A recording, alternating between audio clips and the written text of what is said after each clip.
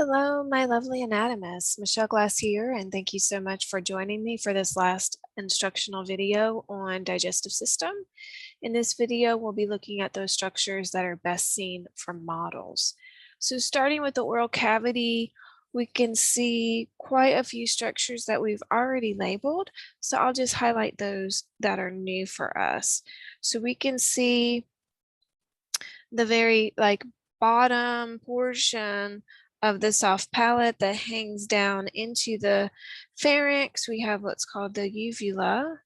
We have named that before, but this picture here gives us a better view of that. We have this connecting tissue that connects the lip to the gum, and we call that the labial frenulum.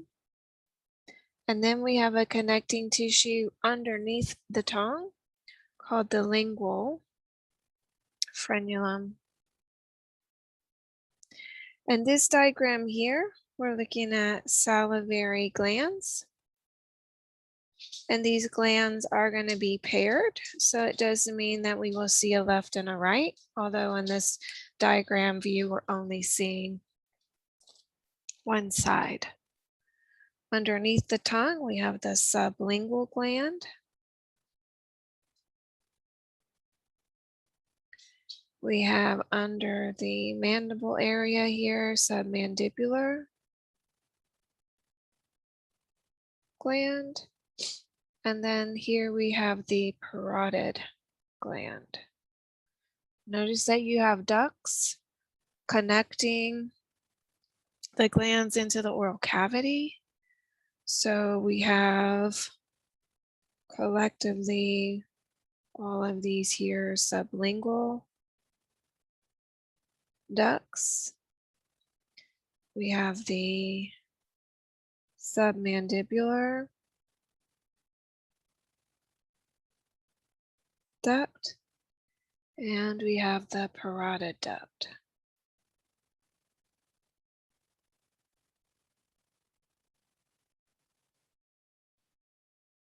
Continuing to look at our oral cavity, let's label our different types of teeth.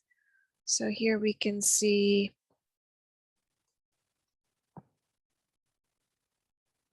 our incisors. So you would have at the front, and then you'd have a lateral. We have here the cuspids, or what can be called the canine teeth. We have here the bicuspids, or what can be called the premolar. There's no hyphen there. And then we have what are called the molars. And then notice that we do have 3 of these large molars. So that last set is what we commonly think of as the wisdom teeth. And this diagram here is showing you the upper set of teeth and the lower set of teeth.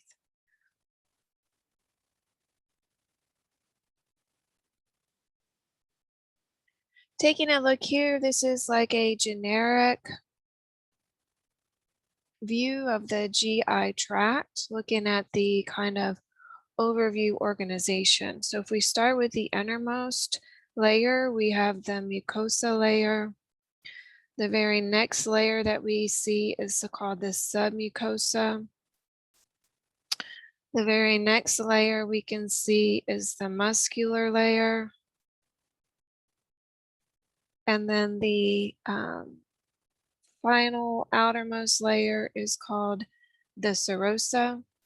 This is actually going to be part of the visceral peritoneum, which remember is talking about part of that serous membrane. Here we see also a sheet of mesentery. Mesentery is going to be part of the serous membrane that's going to support and stabilize the whole GI tract and make sure that, there's no twisting and knotting up that might happen with the intestines. So we do see this is fairly generic. As soon as we go through and look at the stomach or small intestine or large intestine, we will see some variations on this kind of generic outline.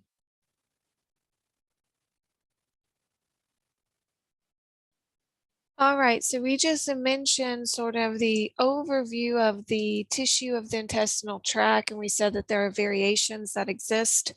And so what we're going to be looking at are variations for the stomach. So these are photos of the models, so you should already be able to label some of those. And here we're looking at the stomach lining in a little bit more specific detail. So here we see the mucosa, so that's going to be the innermost area. Right here we see the submucosa. Right here we're seeing the muscular layer. Now remember, in the stomach we have a muscular layer with 3 layers with smooth muscle in 3 different directions. So we have the oblique muscular layer, we have the circular muscular layer, and we have the longitudinal muscular layer. And then of course the outermost layer of tissue here would be called the serosa. When we're looking up close at the mucosa, we can see those gastric glands. And the gastric glands are going to be important really in producing hydrochloric acid, intrinsic factor, pepsinogen, and also the hormone gastrin. So what we'll see is we have a group of cells that are our mucus cells. We have a group of cells, we can see them as sort of this orange color called parietal cells. The parietal cells are the cells that are responsible for production of hydrochloric acid and also what's called intrinsic factor.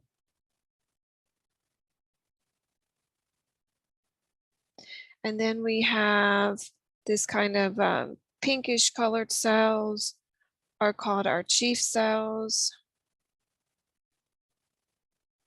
These are going to be responsible for producing pepsinogen. And then these yellowish colored cells are the G cells. And we know that these are responsible for the production of the hormone gastrin.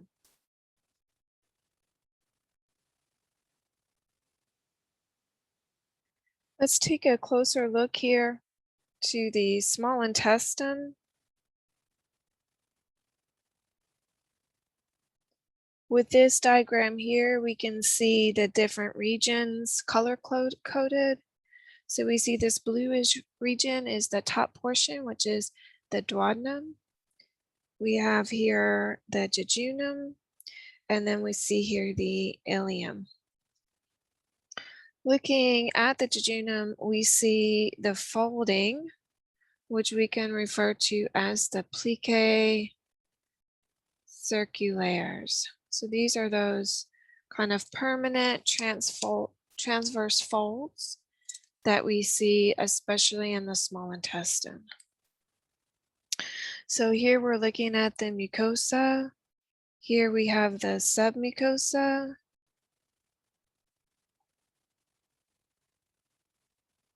Here we have the muscular layer.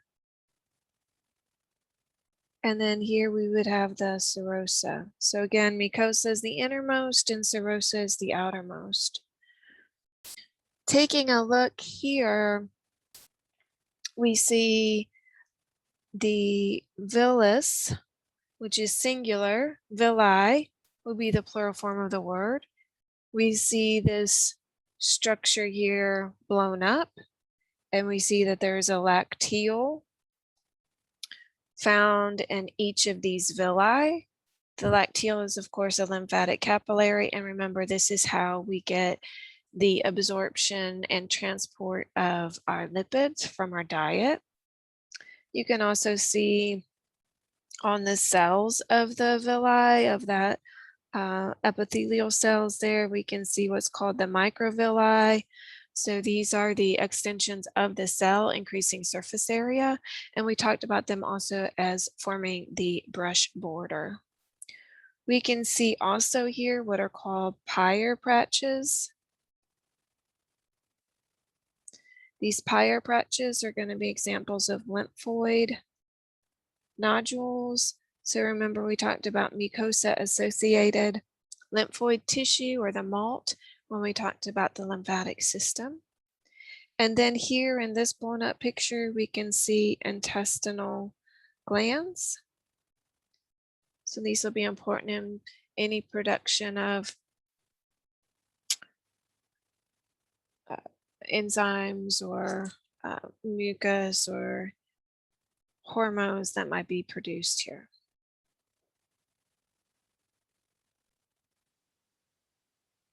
All right, y'all, to finish up our diagrams here, let's take a look at this picture here. What we're seeing here, that kind of whitish colored tissue, is our parietal peritoneum. So that's going to be like right inside the body wall or lining the body wall. When we talk about the visceral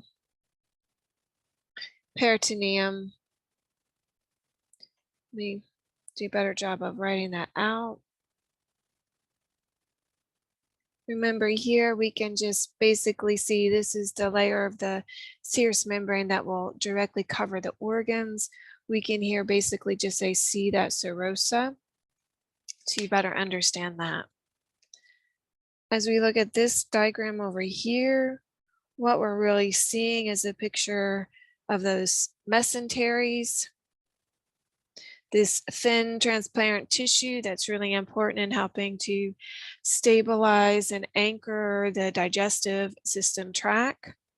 We have, as part of that, what we see here as called the lesser omentum. So that's in that lesser curve. And then coming off of the greater curve of the stomach, so just for your reference, of course, this is the stomach. This would be the greater omentum. And we saw the greater omentum as a flap of adipose tissue sticking over top of the entire large and small intestines on one of our models. This is it for the digestive system. Please stay tuned for your practice videos. And as always, take care of yourselves and each other.